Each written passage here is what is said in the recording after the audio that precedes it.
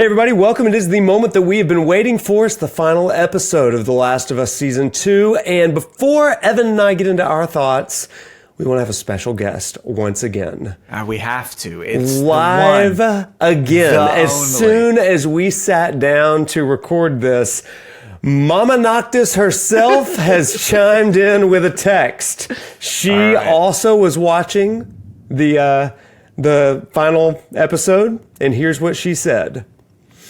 All caps. Are they all dead? It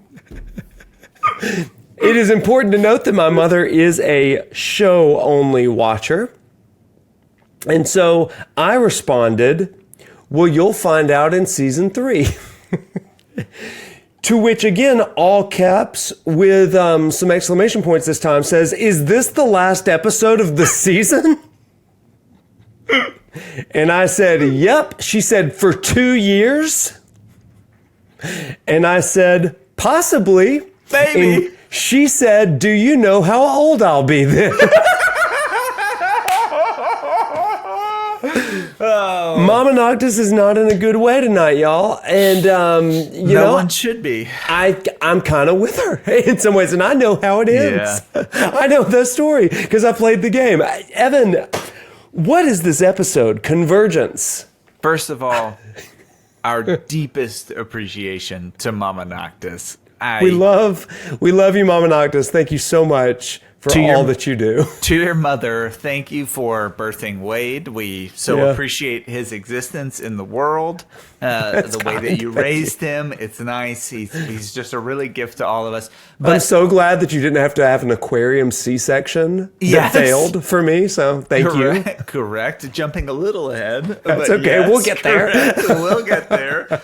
But also for providing the show-only watcher perspective for us. It is a critical perspective that most video game and Last of Us enjoyers are not privy to. So a unique perspective as someone who just watches the show and is experiencing the story for the first time. What would you say her overall impressions and impact on the show have been as just a show watcher? And then I will very happily take us through what it is we need to get through to get to the end of this season, where they decided they chose they wanted to this. leave us out. They made the decision to leave us here. So let me just go ahead and get that out of the way. So if you're watching currently and you're watching with us, I'm telling you, the showrunners, creators, and writers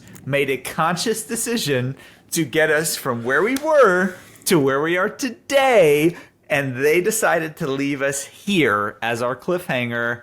What does Mama Noctis have to say? Mama Noctis is, she's just she just wants to know the answers. That's really it.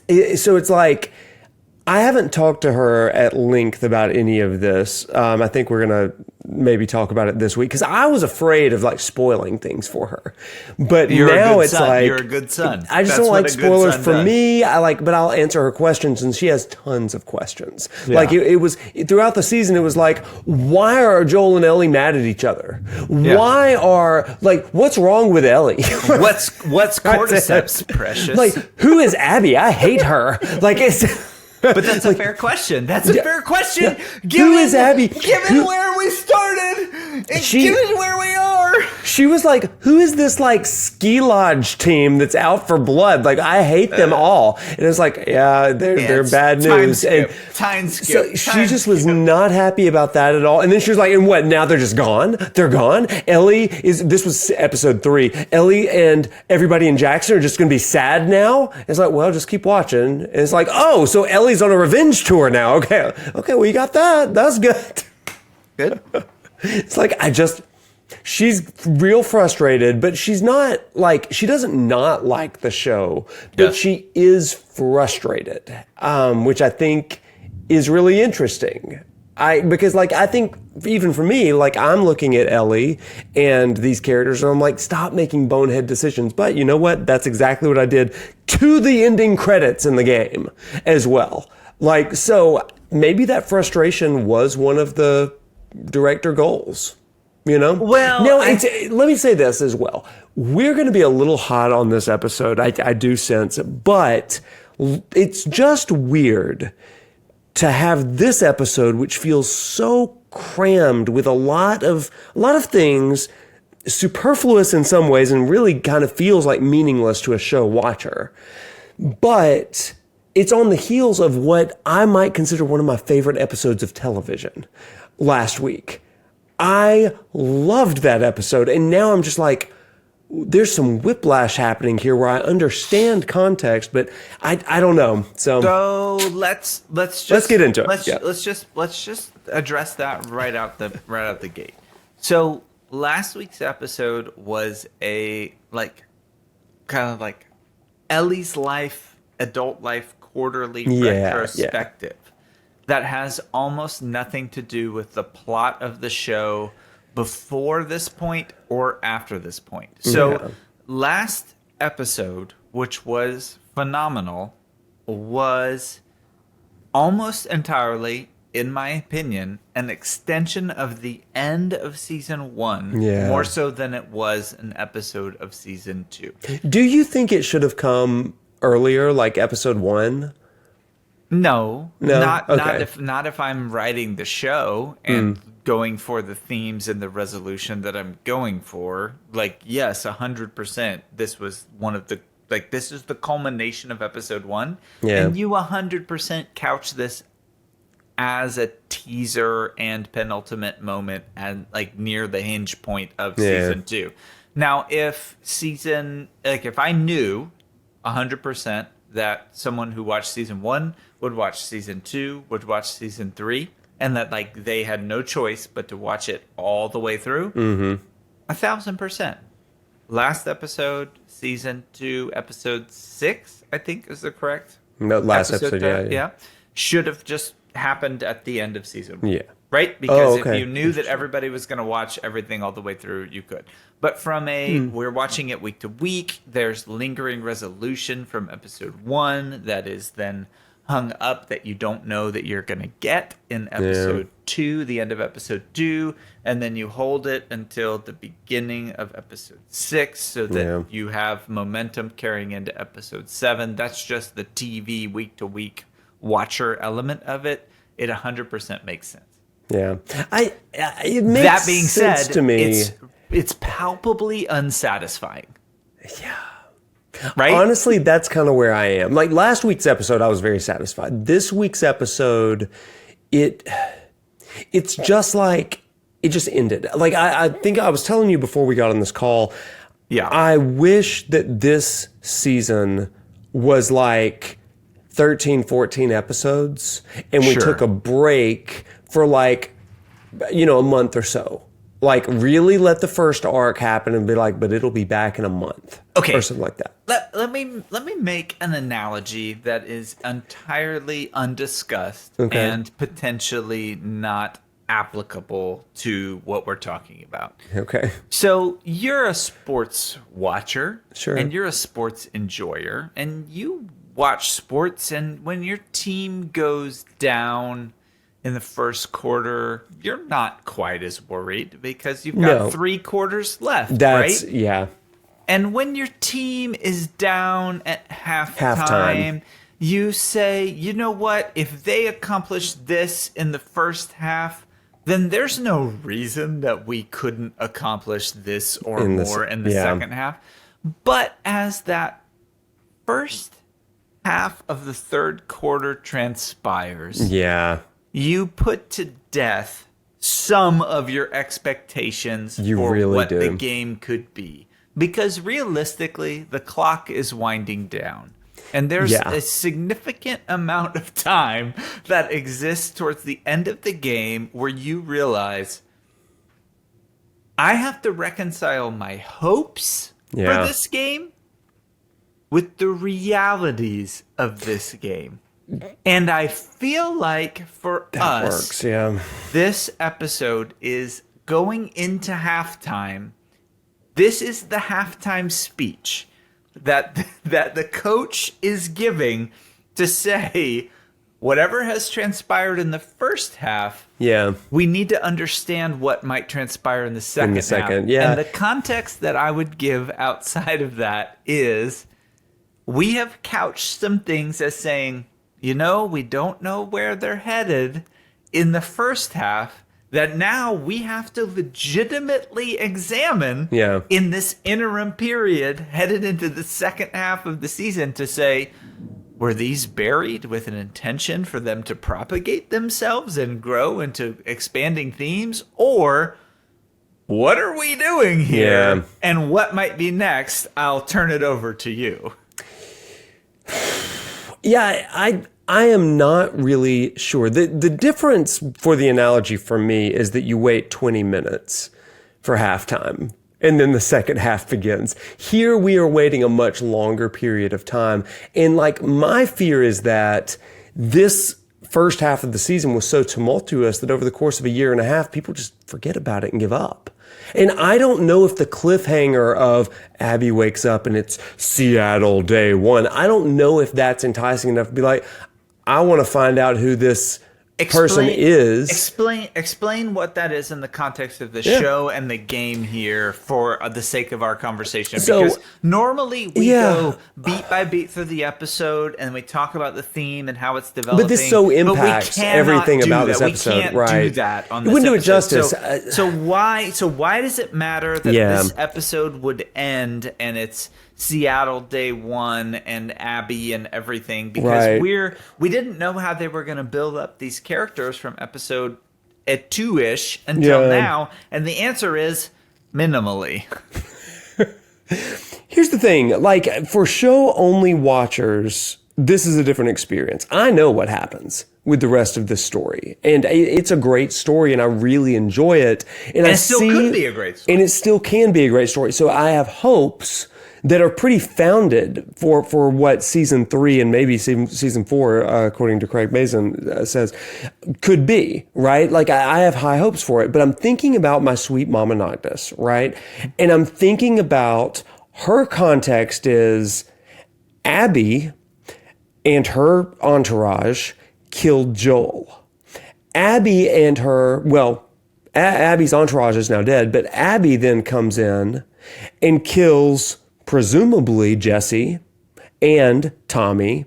Dina's not in the shot, so we don't know. And then the gun is pointed at Ellie and it fades to black, or just goes to black. Yeah, we Sopranos Ellie. And you hear a gunshot. And so Mama Noctis thinks that this woman, Abby, that she has grown to hate in the 3 episodes that she's been in, 1, 2, and then now, no point except alluded to along the way. So any hate is only founded from episode 2 until now. So we'll talk about that later. So it's this moment of in the game, everything flips and you're Abby's perspective and you're realizing, oh gosh, now I'm going to play through all 3 days as Abby and see what's going on with her. But for Mom, it's I don't care what she was doing during this. I'm not watching next season if it's about Abby. That's my fear for Mom. Let's talk and let's try and frame it as best we can about this moment in this video game. No, in the game. Let's talk about how it would relate to the show. So if you're watching this episode and you've made it this far, you obviously know that we are full spoilers for the show, full spoilers for the game from here on out. At least for this episode, we haven't been in the others. We won't spoil the very end of the game in this conversation. Or as we'll call it, season 4.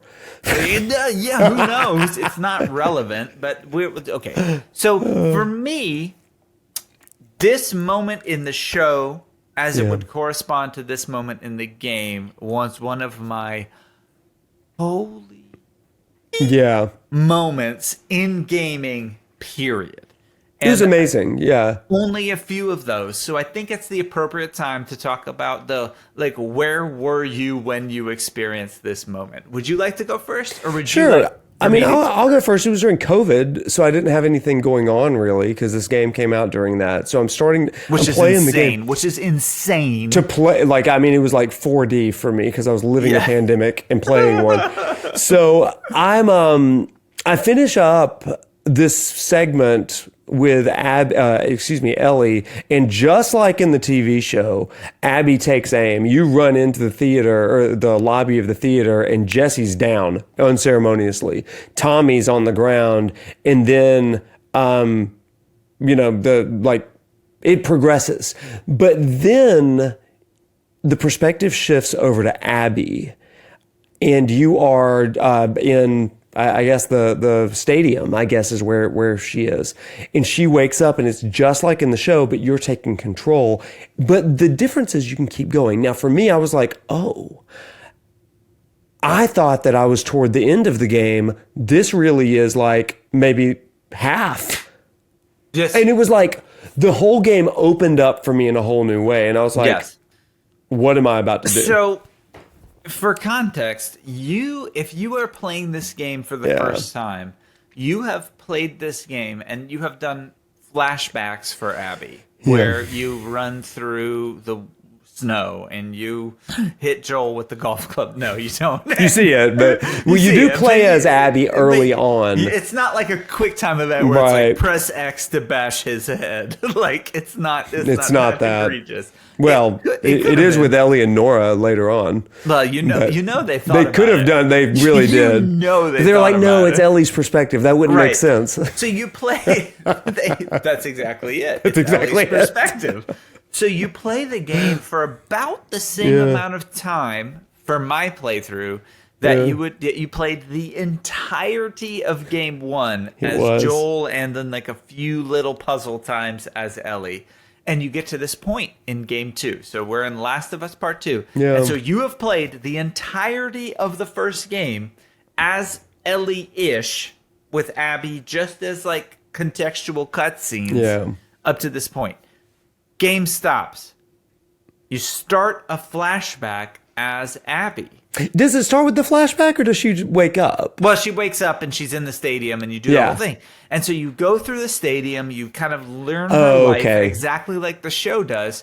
And for me, this is the moment that I texted my brother who had played these games and who was just like, don't, like, text me when you get to the point, right? The thing, You have those people in your life where you play games and they just say, I don't want to spoil it, but text me when you get, quote, there. And they know what it is. Yeah. And you don't know, but you know it's a there. But you know, yeah. And I picked up an experience point as Abby. And that was it. You were like... And I said, I'm in a flashback. But why would I need an experience point as Abby? This is exactly how it happens. Yeah, I get it. When you play it unadulterated. And then I pushed pause and I went to the menu and I went to my skill tree. And I had an entire skill tree as Abby. And if you haven't played a video game or you don't know what this is, a skill tree is a character progression of the different abilities you can gain over a long amount of time in a game. So a character doesn't get a skill tree unless you're about to invest a significant amount of time in them. And I went, oh, my gosh.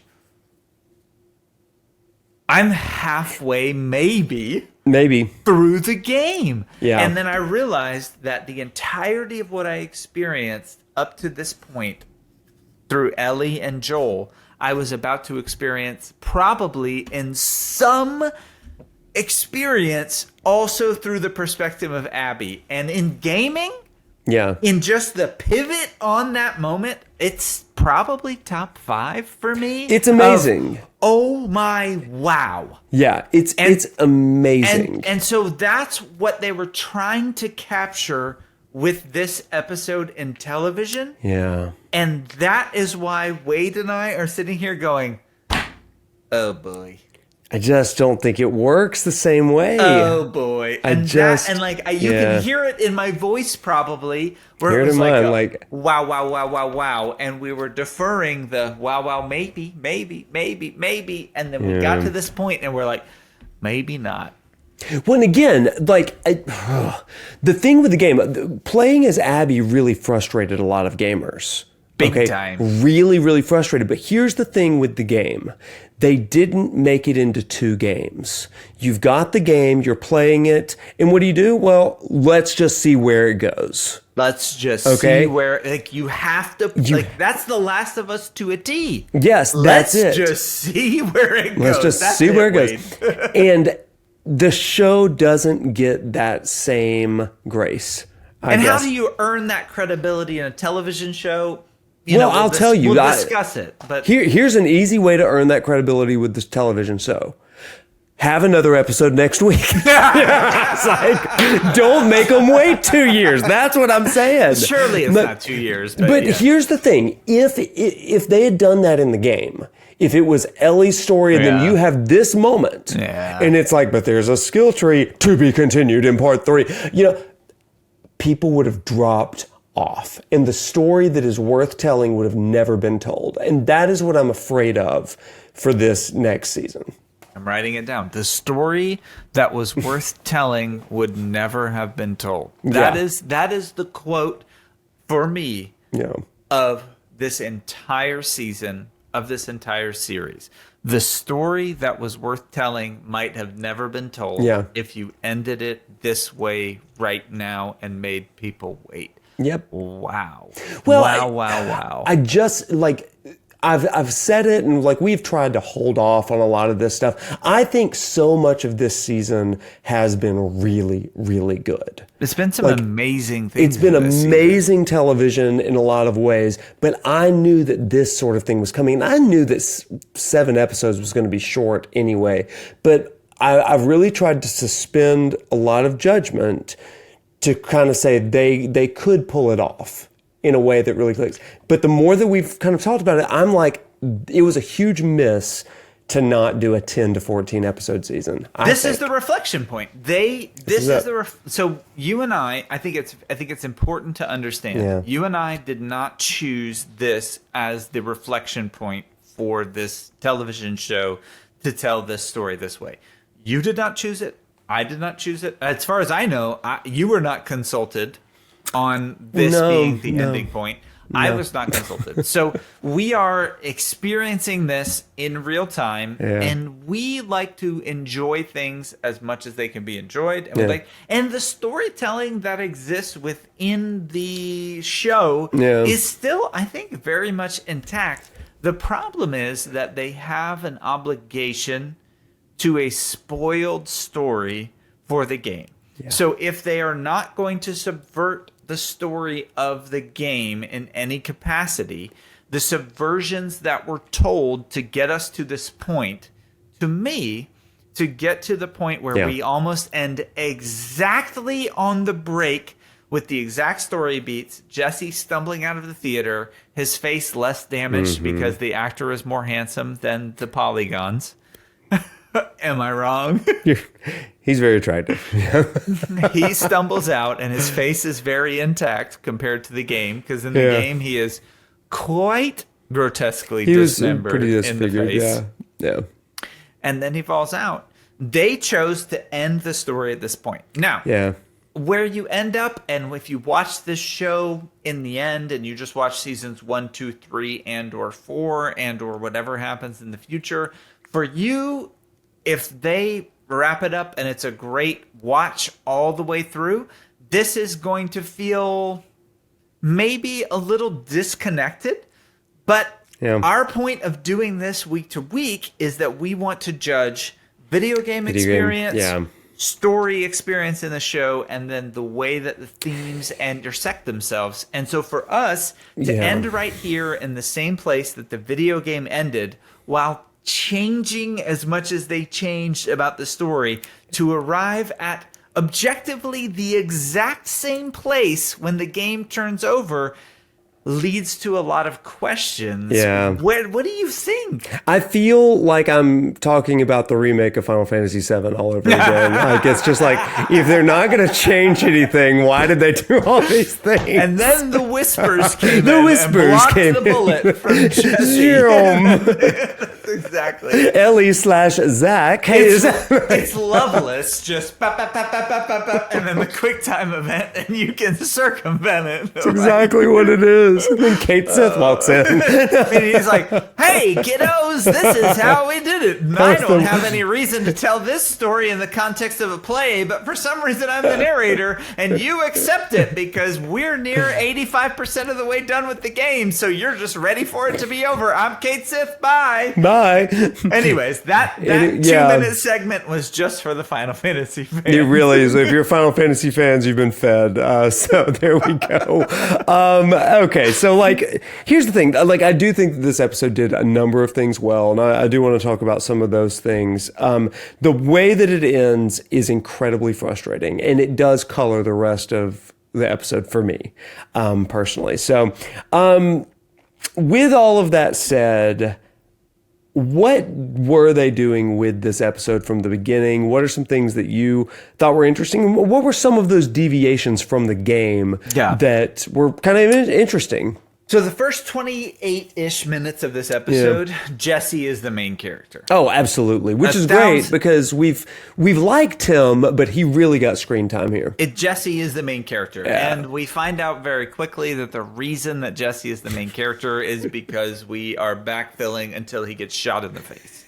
So that's just part of it. As I'm watching, I'm like, man, they're really landing on thick with Jesse. Like, I mean, they really are. Like if you look at, like, okay, here's my Last of Us notebook. It's mushrooms. And cordyceps for our whole thing. It's knock on the door. I'm just gonna read what I wrote. Knock on the door. Ellie comes clean. Great, she does. This is what I did. Dina, we need to go home. Correct. You see no more.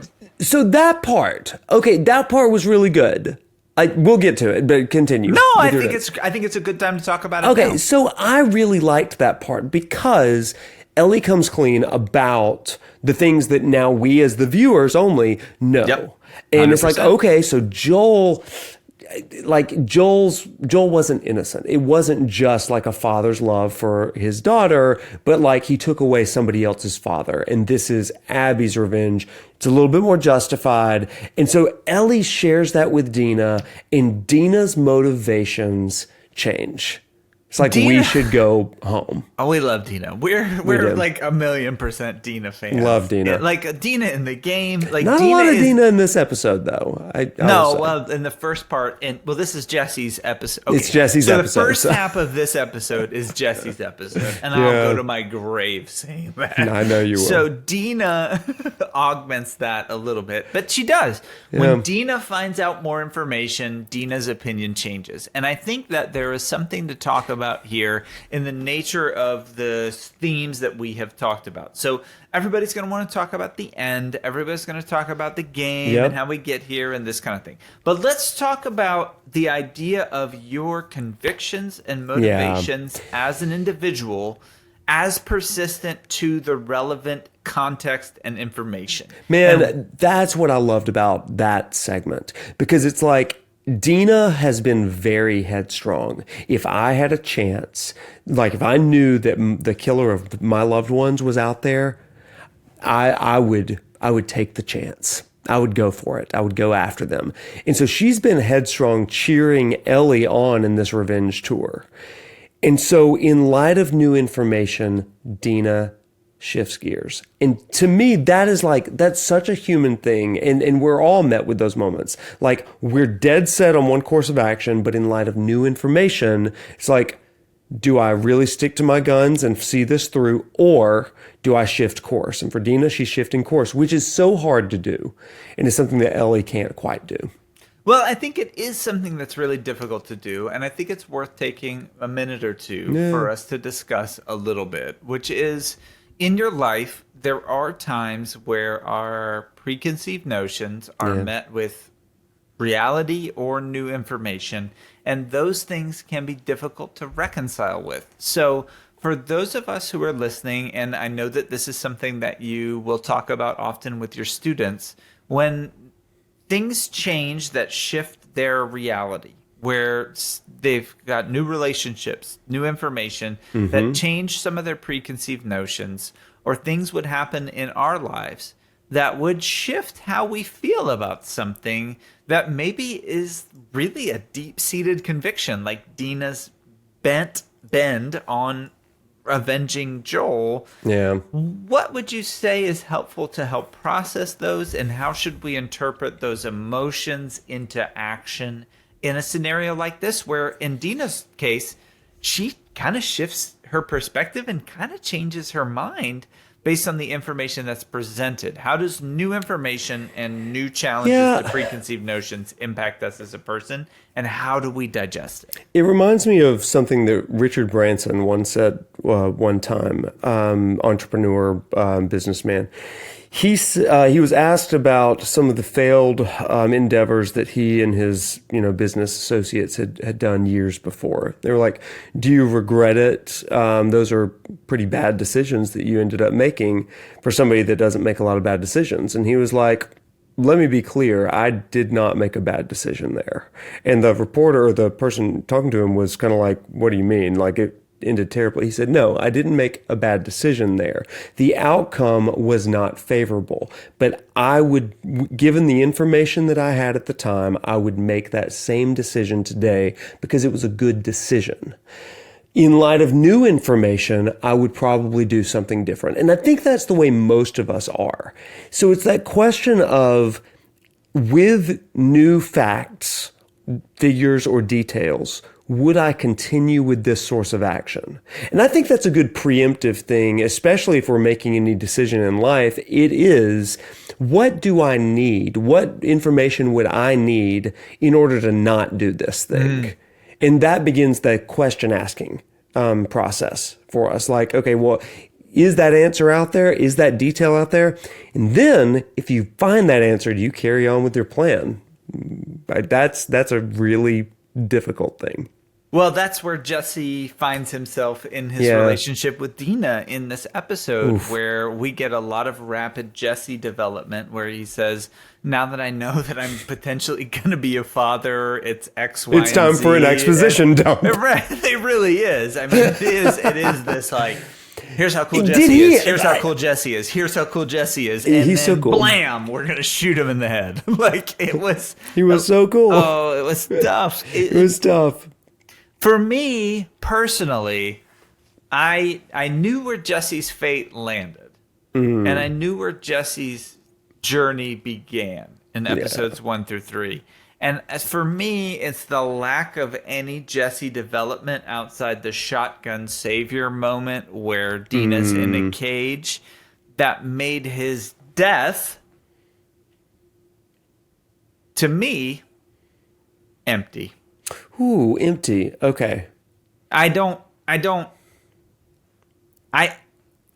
the show context and in the game context, I respected him, but he was like a utilitarian role in Ellie's life to get us to point A to B. Then he saves them, and then we see him again, and he talks about all these grand things, and they don't take root for me before he gets shot in the head and or chest or neck leaving the theater. So from the moment that he runs out of that theater, for the story perspective, I needed more of Jesse and his ideology to take root in my life and in my heart as a viewer emotionally before he just gets clapped off. But knowing that he's dead now, his purpose to me was not fulfilled in the role of the story in season 1.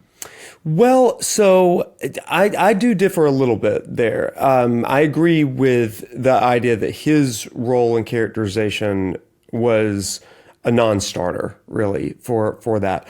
However, I think that the purpose of it, or at least the way I took the purpose of it, was really to, like so many characters this season, emphasize Ellie, right?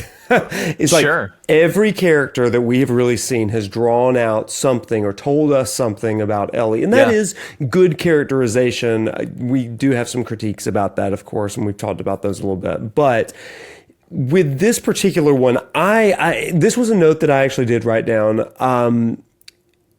Jesse's discussion with Ellie is on the heels of and I guess it's like a whole section, so I'm kind of combining a bunch of things. Sure. First of all... Safe space. Yeah, safe sorry. space. I know that I'm going to be jumping around for a minute, but the entire sequence of Ellie you're and allowed Jesse... to sort it out in this moment. Ellie and Jesse on the road, as we'll call it. Yeah. Right? There is an overarching dynamic of what is leadership and what should leaders do. Yeah. So they're hiding behind a dumpster as some wolves have caught a scar or a seraphite. And Ellie wants to jump in there. And Jesse's like, no, we don't do this. Stop, we have a greater responsibility. Stop. And just like, again, and then they get into an argument and Jesse says what was in my mind, because I actually wrote this before he said it. He looks at her and says, this is not our war. Ooh. And I was like, that's exactly it, because that is like, how many times, I honestly, as soon as I wrote that, I was like, what does that really mean for my life? How many times have I been scrolling on social media and I see people in a war and I'm like, I'm mad too. Let's get in there. Let's fight. And then I'm like, load. The more emotionally intelligent Wade comes out and says, this is not my war. I don't care who these fictitious characters ship with. I'm going to step back. Okay. This is not my fight. Okay. I think that's really fair. I think for me, the nuance that I would put in that is that I don't think that the fatherhood that they were trying to establish as the responsibility side of Jesse was well rooted enough to transfer to Ellie in the way that I think they tried to do it. Let me keep going, because like it after that scene, we flash over for the first time to what's happening in the wolf camp. And Isaac and I don't remember her name. The woman whose son became a spore shooter. I don't know, like down in the basement. We don't. That's part of it. Is like truly. We don't know. We don't know. We are trying to pay attention as much as anyone would pay attention to no, this. We're paying attention like podcasters pay attention. And we kind of don't know. I have a pen and paper in front of me watching this show, and I kind of don't know. And that is a problem. That's a crime. That's a crime right there. So in this scene, Isaac and someone, they're talking in the tent about where's Abby? Abby's whole team is gone. But then you get this really interesting piece where Isaac, the woman is like, what is it? Do you like Abby? Is that a crush? He's like, come on, no. She's positioned. Okay, so Abby is positioned as the legacy for the future of the idea of what the WLF is. So I think it's really important for us to very clearly state the way that the story is positioning these two branching arcs. So in my opinion, Abby is being positioned as the inheritance and the inherited figure for the WLF and the ideas that they represent through Isaac. So the Isaac transference into that is going into Abby. Yeah. But the fatherhood transference of all of Jackson and that future is attempting to be transferred into Ellie at the same time. So Abby and Ellie are going to have these inheritance transferences that they're attempting to happen in this transfer station. Now, tell me where I'm thinking about that right. Tell me where it lands for you. But I think for those of us who are watching and listening and watching this right now, this is the moment that we're trying to go. Abby goes up here for the WLF, the freedom, the figure it out area. And then it comes down here for Ellie for the Jackson future, what are we going to do? She's the father of an actual child. So it's like the father of the WLF, like the mother, like the birthing of the WLF and what that stands for. And then the lineage of Dina, Joel, and the idea of Jackson is present here with Ellie. And those are the two competing parallel ideologies in the story itself. Give nuance, add context, the only change thing it that up. I would say, Abby and Jesse are the same in this respect. They are the future of their respective communities. And Jesse even says that. He was like, they're expecting me to be the next Maria. Very well said. And I was like, that's exactly right. And so now it is sobering that he is going to be a dad, even if Ellie's in the picture, he is going to be a dad. And he has to start thinking about things a little bit differently now. And I think that it's interesting to hear him talk about, that 2 weeks that he fell in love with that girl, the painter. I was calling her the paintress. Wow. I'm playing Claire Obscure right now. So he falls in love with the painter girl, and they have the best 2 weeks ever. And then she's like, we have to go. Will you come with us? And he chooses to stay for the community, right? He chooses to stay. And so he's trying to tell Ellie, hey, this is what leaders do for their communities. Now, this is really interesting because on the one side, Jesse stayed with the community. And then on Isaac's side, Abby has gone rogue. Where is Abby on there? And we don't care because we don't know anything about these people over there at this point until season 3. But there is this idea of the future generation is having the burden of leadership placed on their shoulders. And there is this pressure when you are young and not yet a leader of feeling the weight of responsibility of putting others first to the detriment of yourself. Okay?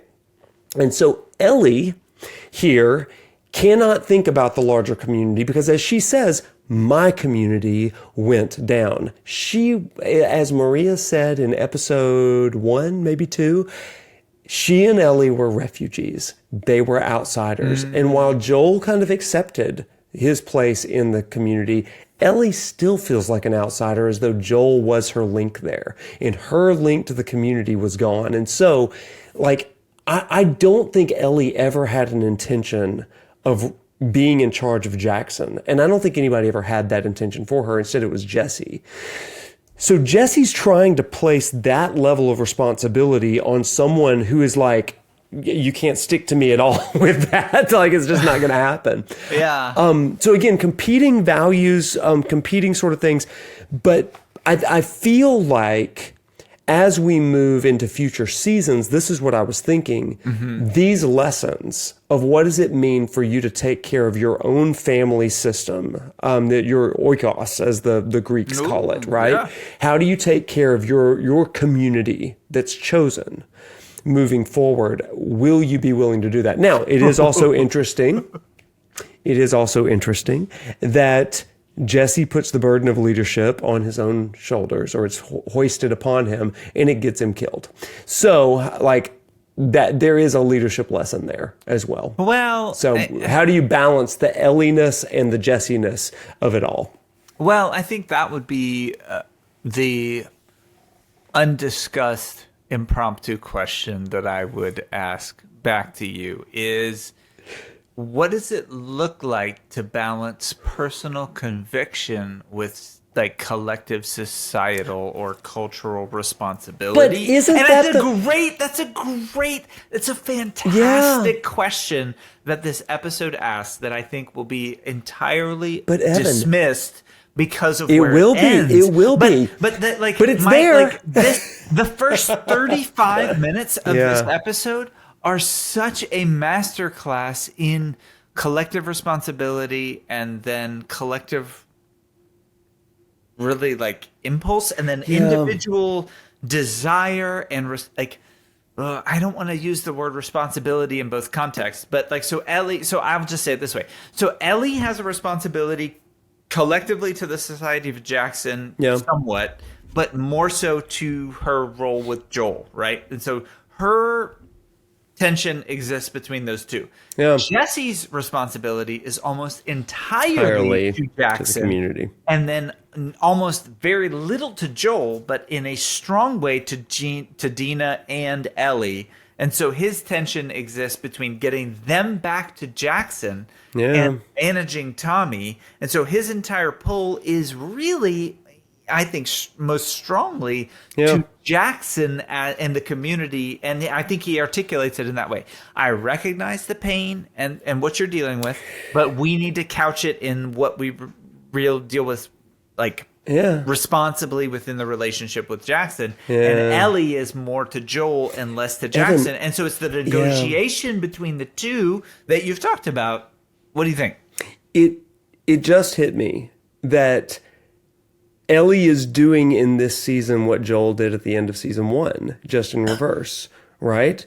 what Joel did for Ellie out of love, Ellie is now doing on behalf of her relationship with Joel I took off my headphones, but I know what you said. Right, you do. Your lips. That's right? That's unreal. The inversion, like to the end of. Oh my gosh. And Jesse is like, no, for the sake of the community. And Joel would have been like, no, it's for Ellie. Screw the vaccine potential. It's for Ellie. And there was no one because Joel, there was just the two of them. And so he just did the murders and then they were back. And then 4 years later, it was Jackson. And Ellie could have gone back with Jesse and Tommy and Dina. She could have gone back with Dina on she the could have gone off-ramp. back. We talked about off-ramps. There are so many off-ramps. Ellie's off-ramps, and she chose not to take them. And there were off-ramps for Joel. We were a little bit more sympathetic to his choosing of the one over the many. But with Ellie, it's a little bit more conflicting because it's like you're actively murdering people out of your love and the trauma based in that. To find peace. It's a really interesting inversion of the two sides of love. But it is inheritance, right? So we talk about the charge, right? Yeah. What is the charge? So the charge that was placed from, even with, Frank, what is the charge that was placed on Joel and the charge that was then placed on Ellie and then now Ellie onto her relationship with Dina, and there's a child involved, and she said she was going to be a father, but Jesse also talked about him being a father, and so Jesse's now dead. There's no way around it. Jesse is dead. So all of Jesse's responsibility, if you're Ellie, they've shared those moments. So Ellie is aware of what the responsibility that Jesse felt to the community of Jackson and to this child. And so regardless of what happens next, Ellie is aware and feeling some sense of either latent or direct responsibility for this child. And I mean, but when the episode ends, when the episode doesn't end, but when that moment ends and they run out of the theater and they reconcile it, there's like a lot of episode left to discuss, which I think we probably need to get into, which is just the structure of like the why, the how, and where we end up, because there's a lot of deferred video game things that we said, well, this is how it is in the video game, but this is how it is in the show, and maybe they're spreading it out, and maybe they're making it less acute, and maybe they're transferring it in all these different ways. So for you and I, for them to end this season exactly how this moment ends in the game leaves us a little unsatisfied and, dare I say, a little unresolved on some of the questions that we asked leading up to this moment, and I think it needs to be discussed. All the character development that I'm saying about Ellie, by contrasting her with Dina or having conversations with Jesse, these juxtapositions, and even like we haven't even talked about the aquarium scene, right? These scenes where Ellie is like, she's breaking, but she's steadfast, and she's invoking Joel's interrogation methods, right? It's so, because of where they end up, it's so honestly inconsequential. Moot. And I'm like, all of the development of like where could they go is now trumped by, did she die? There's 20 minutes of this episode that, because of where the cliffhanger lands, are almost irrelevant. I know, that, I think have meaning. The aquarium, they do. She finds herself, the Seraphite, everything, but because of the way that it kind of just stumbles up to the ending, I don't if you're gonna leave that cliffhanger and leave that question unanswered for an indefinite period of time, no one is going to be thinking about the motivations that led up to it. My mom could have texted me about Mel and the C-section that she was asking Ellie to perform on her. Right, that was a gutting moment. Almost literally, it was a really severe moment that worked for me. And okay, but let's talk about that. So Owen shows back up, and we have this point. If I'm being honest, we have seen him laid up with Nora, but Yeah. no speaking lines. His name is not alluded to. He's just a dude laying on a That's thing, true. injured, and we have not seen him since the first 2 to 3 episodes of the Yeah. season. And then he shows up in the aquarium, and he's supposed to have meaning. And then he gets revolver, which I appreciate, my favorite weapon in the game. Revolver caps through the throat, Yeah. which then collaterals what's her face, and then we're supposed to care No. about any of it. Right. I understand that. Again, it just comes back to this would be resolved if we started Abby's story next week. Because it's like, oh, now I can go back and think about what they were doing while Ellie was going through this. But my fear is that the distance is just not going to work. So it's going to be frustrating. Okay, so let's be clear what we're talking. Yeah. So in the game, you go from this moment where in the show we're at this big cliffhanger, and in the game you immediately start all the sequences happened the exact same way in the game. So people die, people get shot, and then you're immediately tossed into figuring out who these people were to Abby. And I think that, knowing where, I don't know where you want to delineate the end of season 2 to the beginning of season 3. Yeah. But I'll just say this, and then I'll let you add whatever context you want. In the game, you have these major cliffhanger, devastating moments, exactly as you've seen in the show. Right. And then you begin the next section of the game learning all of the details and the nuance and the beauty and the complexity immediately of all the characters that you just lost in the end of season 2.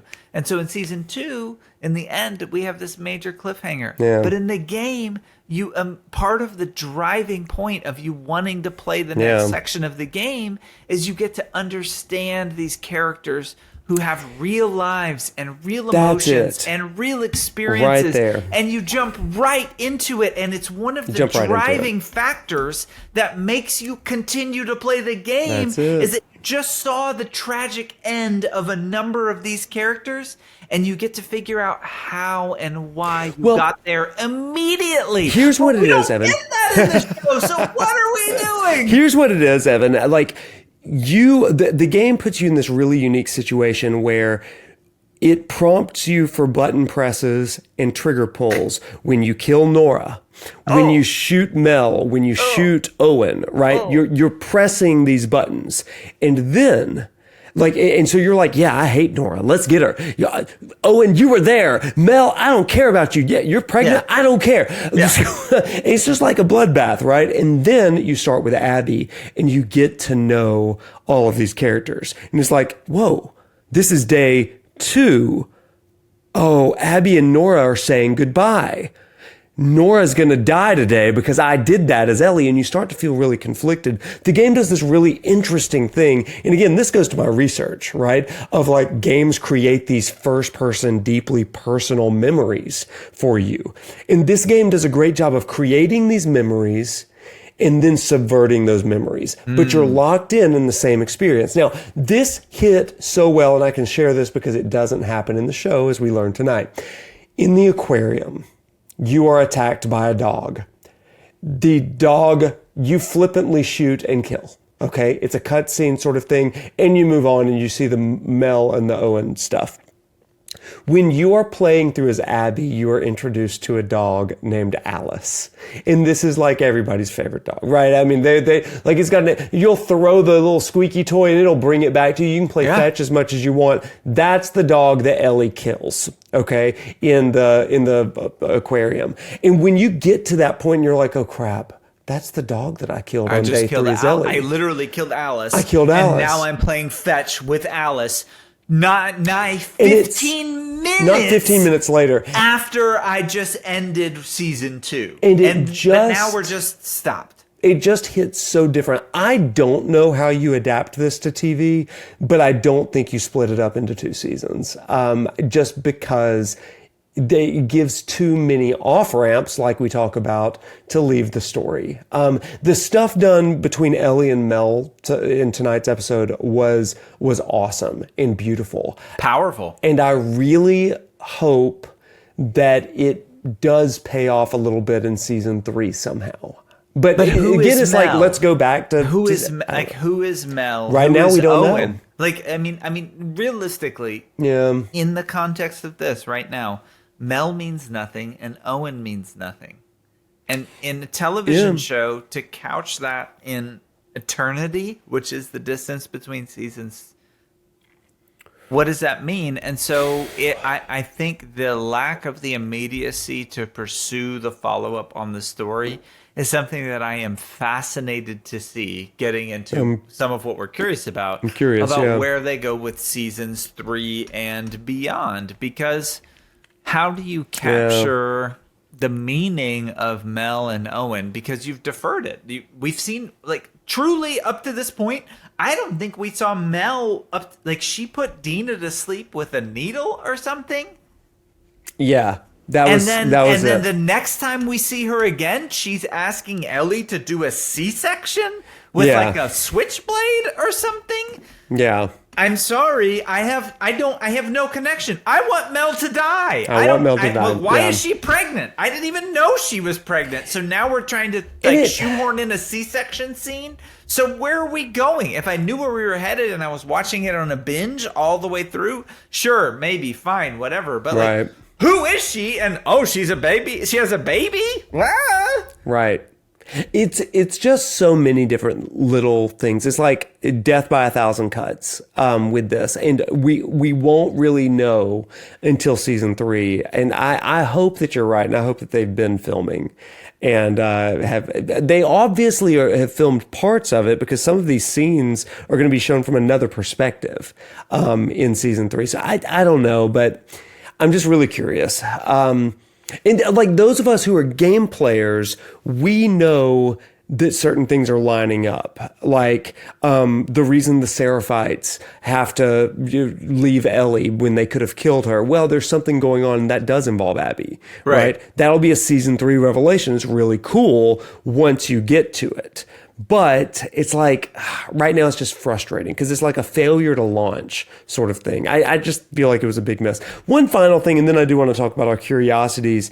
Now that the season is over, I feel like I can say this, but I feel like the show has been afraid, a little gun shy in making Ellie as unlikable as she is in the game. She's likable, but it's like, Ellie in the show feels a little bit more stoic than like angry and even sullen, I think. And I don't know if that's working the same way, but I think it's to maybe preserve people liking Ellie in this.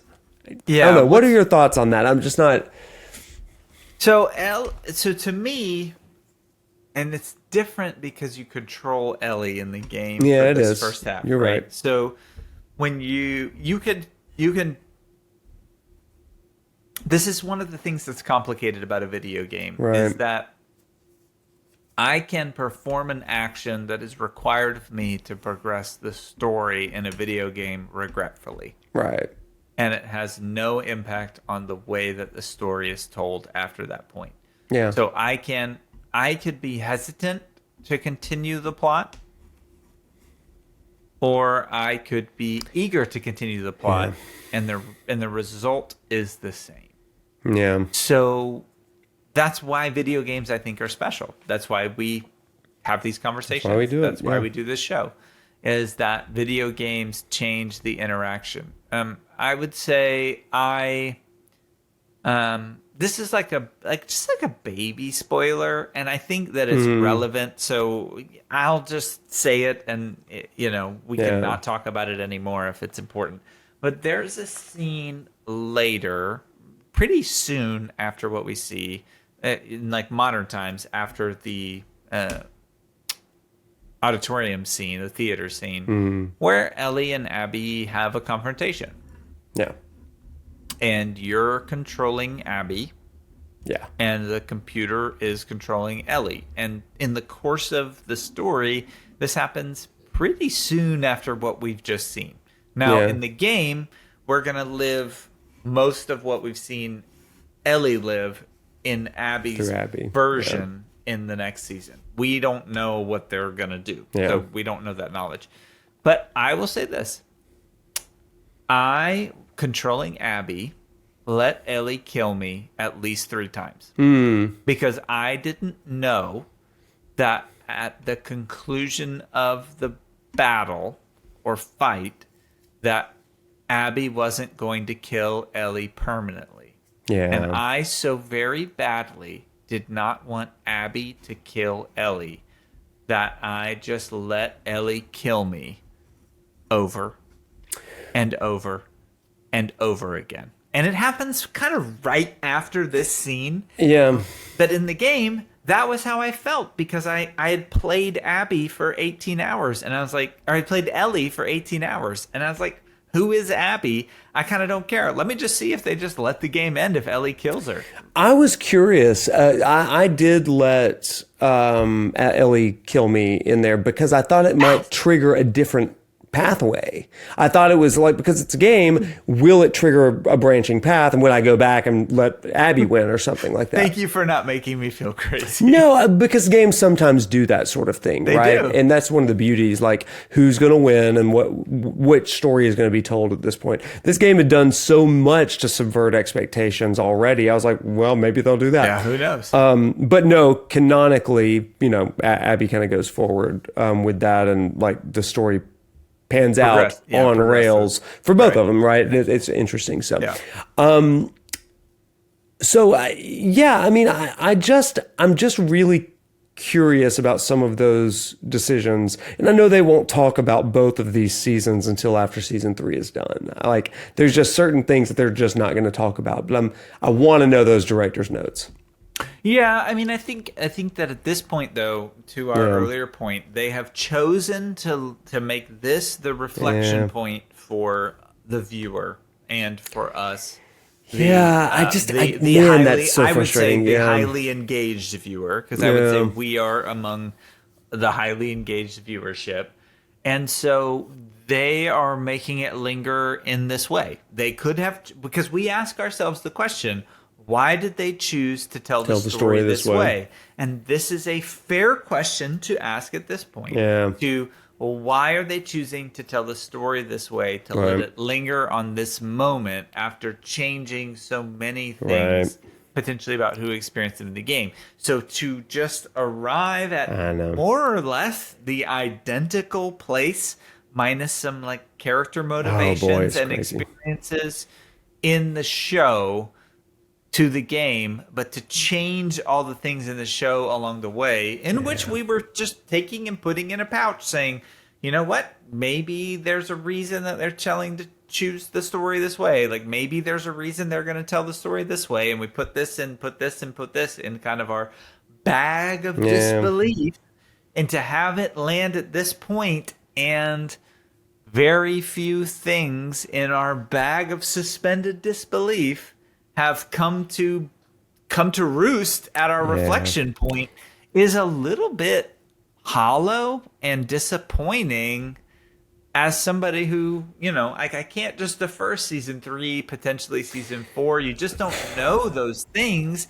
And so all of these things that we said, this is deferred impact and let's see how it lands, to land at the exact same place as the game is a fascinating decision. Why do you think they are choosing to tell the story this way, and what does it leave us with? I think that it's a natural place to stop. I do, for sure. Right? Because you're gonna follow Abby in the next. I think it's interesting they gave us that teaser. I really thought it was just going to go fade to black and then credits roll to Soundgarden, as you said. So, what a whiplash that was!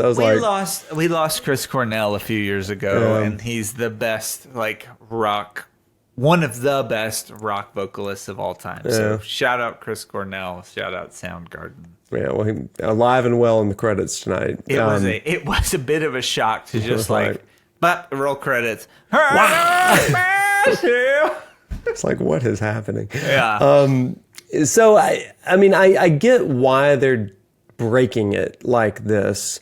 Totally. All of the things that they're doing with it. I think that my problem with it really, I've talked about a lot of problems with it. I feel really negative on this. But I don't like any season of TV that I feel doesn't tell a full story. Ooh, okay. Okay. And that I think is where it rings hollow for me. Some quote unquote iconic seasons of TV and finales have ended on cliffhangers that in retrospect might have gotten viewership up before they relaunched in the fall, I guess. But they were kind of cheap tricks. Like I think of like my grandmother used to always say, you know, who shot JR? Like that was a thing in Dallas. Is that the name of the TV show? It was before my time, but it's one of those like iconic sort of things of like, you just see the hand with the gun and like JR is dead apparently. Sure. And it's like, but the thing is, it kind of starts a conversation, but again, you're only waiting 3 months at that point. Beside the point. Right, which is network TV too. So like I think we have to acknowledge that like we're not in like we're not in that era TV, anymore. Few months off, like we're talking multiple like years. Yeah. So for me, it's important if we're going to move into this new landscape of storytelling. Your seasons need to have an arc. I think that's why season 1 worked so well. Not only was it a full game, but it had a beginning and an ending of saying, if everything ended here, that's okay. With the stuff with Ellie and Dina, especially, resolution of Joel, Abby, this was not a full season arc. And that's why it feels unsatisfying. There's loose ends. And then to cap it off with, is Ellie alive? Yeah. Like that any of the buildup is immediately thrown away for a cheap Who Shot JR thrill. Oh, okay. So and you're that's saying, what ticks me off. Yeah, so you're saying it feels unsatisfying to you because they had a responsibility, you think, to close the loop, to resolve the story themes within the bounds of their season, and even have some narrative tension. Just a few. That's fine. It's fine. But to subvert it all with this, but is Ellie alive? That's what my mom is going to be concerned about for the next 2 years. Every theme that we discussed in this show is entirely unresolved at the end of this. 100%. Well, and that's what's unsatisfying to me. And I think I would have loved to see. I don't want to get into the conjecture department, so I won't. But like, I also feel the responsibility to give an example for what I'm talking about. So, for example, and this is my only example I'm going to give. If Jesse is the fatherhood responsibility storyline that you're trying to connect from Joel through Ellie to Jesse, then back to Ellie, I think that there's just a little bit more that you can do to capture that transference fully from one to the other, maybe hybrid, right? You give half of it to Ellie and half of it to Jesse. And then Jesse gives it back to Ellie, then letting it fully rest on her going to the end of the season. And I just think it's like 5 minutes of dialogue over the course of the entire season. And I think you've transferred the fatherhood theme from Joel to Jesse and Ellie. Yeah. She shared the burden, and then they both share the focal point on Dina. And I think you land on it, and I think you can end on the exact same cliffhanger. Just like let it be a little bit more. Let me tell you how That's I think. Me. I don't know. This, as you're talking about that, this is what I think, because I think that the fatherhood loop it needs to be closed. In this season, because that's really Ellie's sort of thing. She's got this kind of surrogate father, this, it's not the right word, substitute father.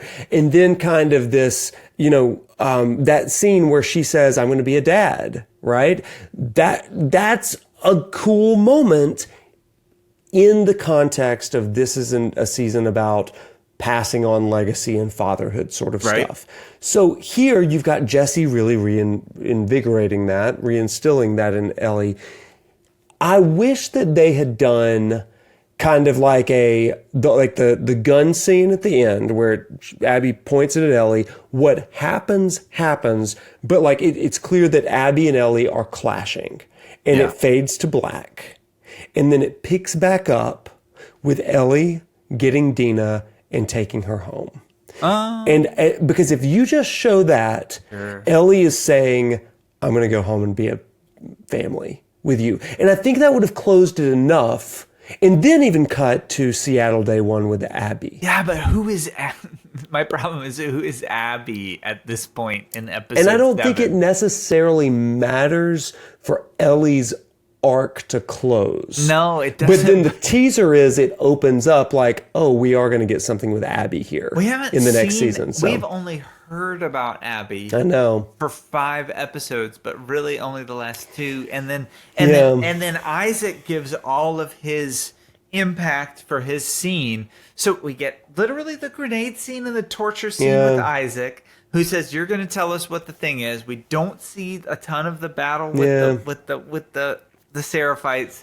And then the next time we see Isaac, he's saying, "Where's Abby?" Like he's immediately trying to transfer his story point to Abby, who we haven't seen in forever. Well, he should just hit people with pipes. They'll talk if you do that enough, and they'll tell you where Abby is. That's exactly what I learned. It's tough for me because you get like a 1-point reinforcement on the story, and then you have to immediately couch it with the character. And so if it's not going to become evident until the 3rd rewatch, that's going to be really challenging for me. You're right. Just as a perspective. Now, obviously, we don't know where they're headed, so they could do some flashback things season 3. Yeah.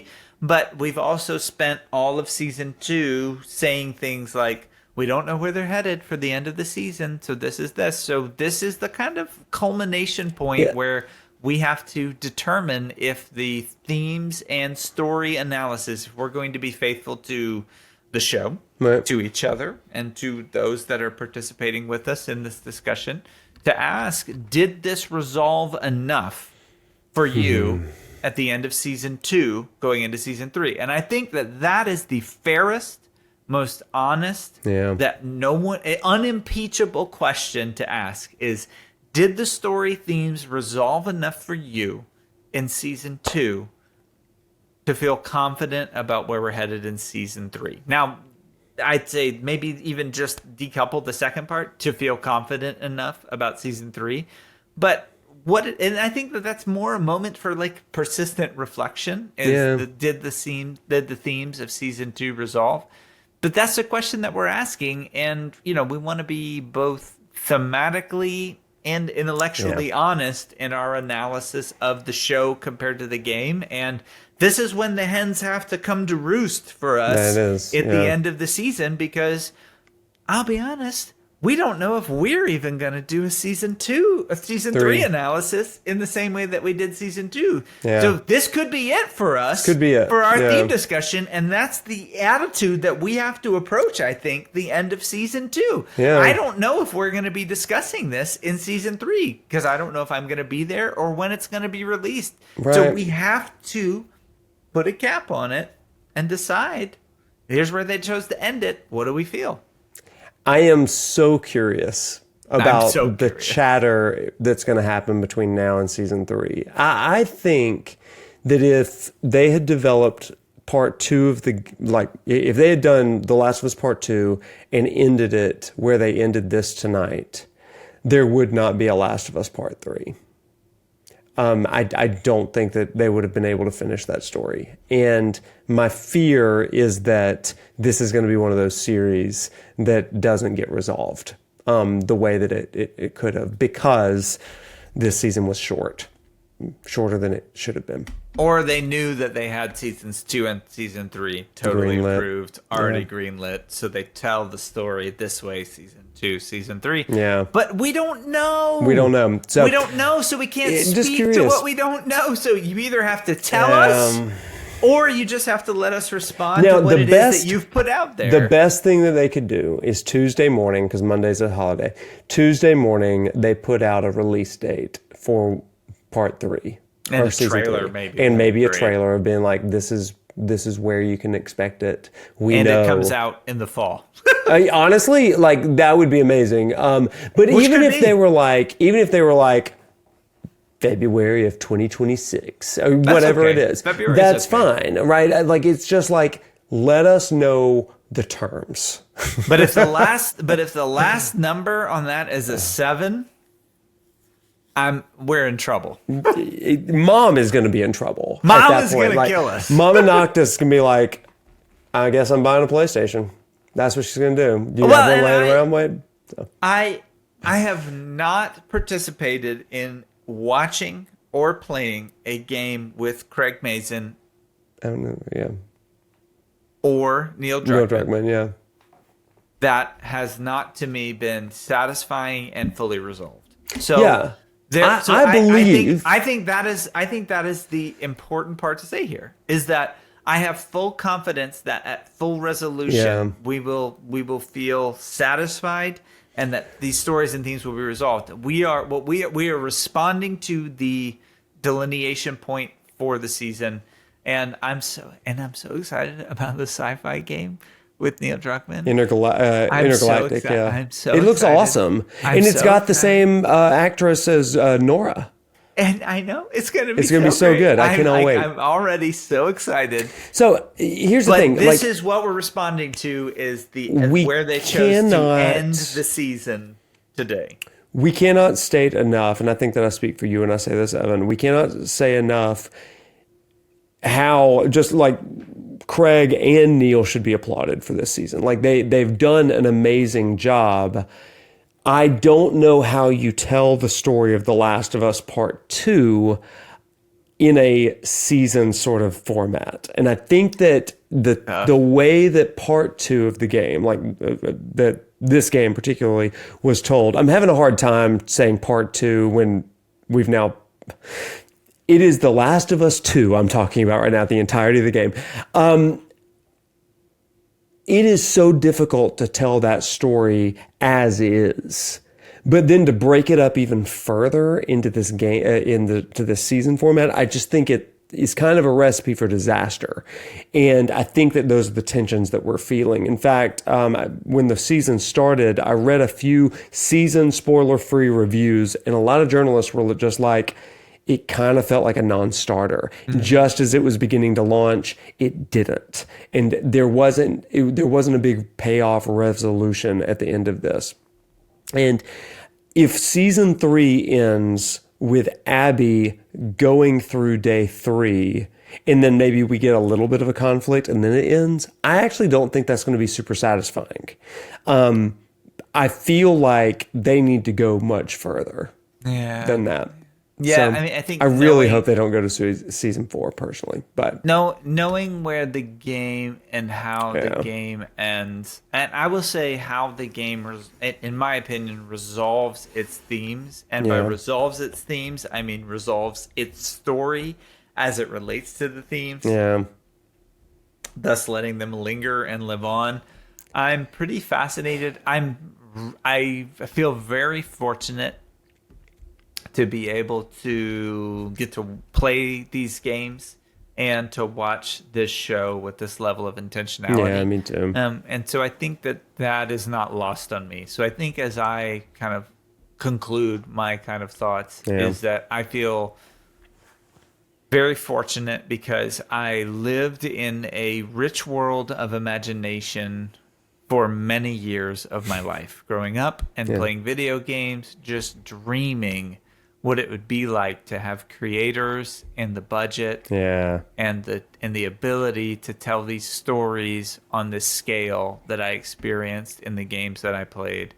And it has been such a treat to be able to experience this story alongside and told from the perspective of storytellers like Craig and Neil, speaking of them like they're my friends on a first-person basis. Not after this episode, they may not be.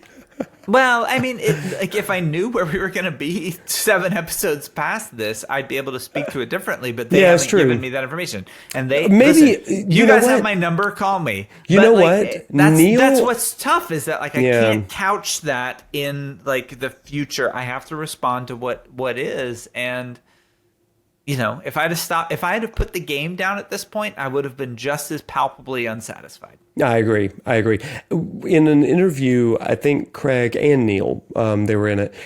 I think they said one of the biggest downfalls of making media is, or one of the harshest criticisms we can have is if people don't feel anything. Mm-hmm. So the fact that we are feeling really riled up means that we do care about this stuff. Yeah. And it's like, hey, like we felt something viscerally anger-inducing for us. Well, the analogy that we used was if like the frozen lake. So you know, it takes either a lot of weight or a lot of or less weight on some very acute points to punch through the frozen water into the reality of our emotional experience. And our question was, can they do that in this season by diverting the specific intention between 2 main characters over, you know, maybe 4 or 5 main characters? Yeah. And I think that answer is unresolved. And so we feel like we're just standing on top of a frozen lake, which ice is cracking, and we hear it cracking, but wondering, are we going to fall in and be shocked by the frigid nature of our emotional condition? Right. Or are we just going to be left out here waiting for the ice to crack and for us to feel something? Unclear to me, but I'm excited and grateful to be on the journey together. And that's where I'll leave it. I think that's a good spot, right? I enjoyed the ride of this season week to week. I've really enjoyed getting to see new standouts like Dina. Dina's actress, Isabella Merced, I think is her name, how you say the last name, has been a real standout for me this season. Some of the interpretations of the source material I thought were really, really good. I really loved some of the reimagining of Ellie's emotional intelligence from episode 6, and not having to go back to Salt Lake to get the answers, but instead to kind of sort it out. And I thought that was really, really good stuff. I thought the Mel stuff tonight was really good.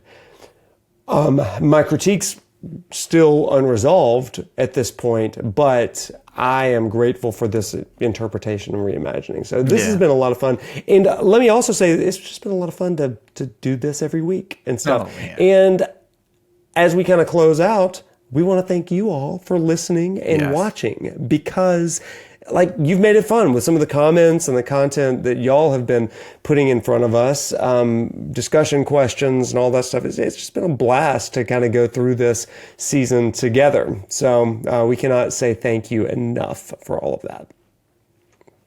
100%. I'll just say a big thank you to everybody who's followed along and commented all the texts and messages about thoughts and comments.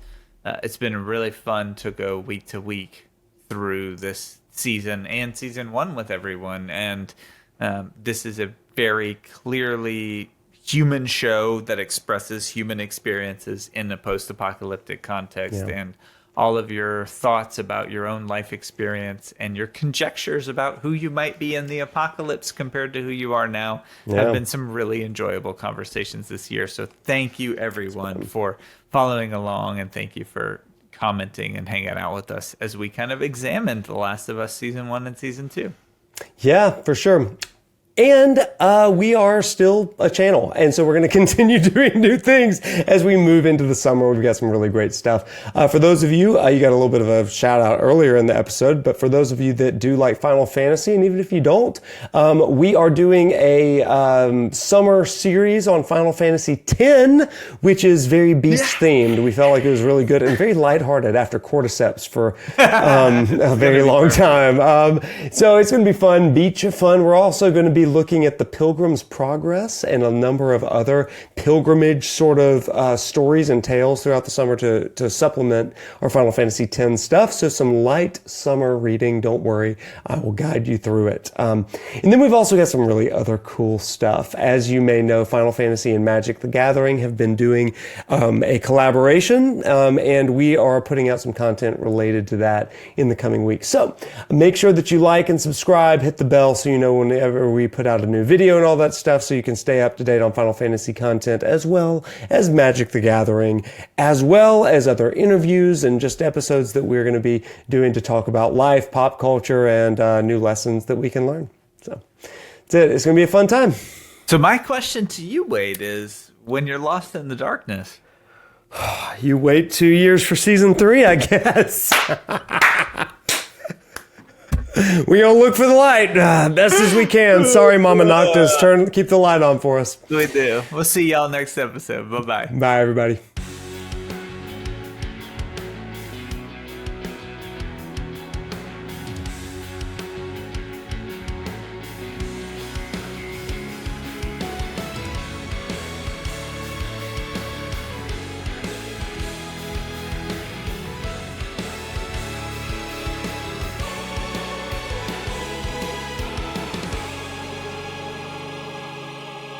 Thanks to Husky Belly Geek for our theme music, thanks to Nick Smith for our graphics, and most of all, as always, thanks to you. This program is brought to you by viewers like you, and we so appreciate your participation in this show and this semester series. We hope that everything in your life is going great, and we look forward to seeing you on our next episode and our next series for our next semester. Thanks so much for hanging in with us, and we look forward to talking to you soon. Bye-bye.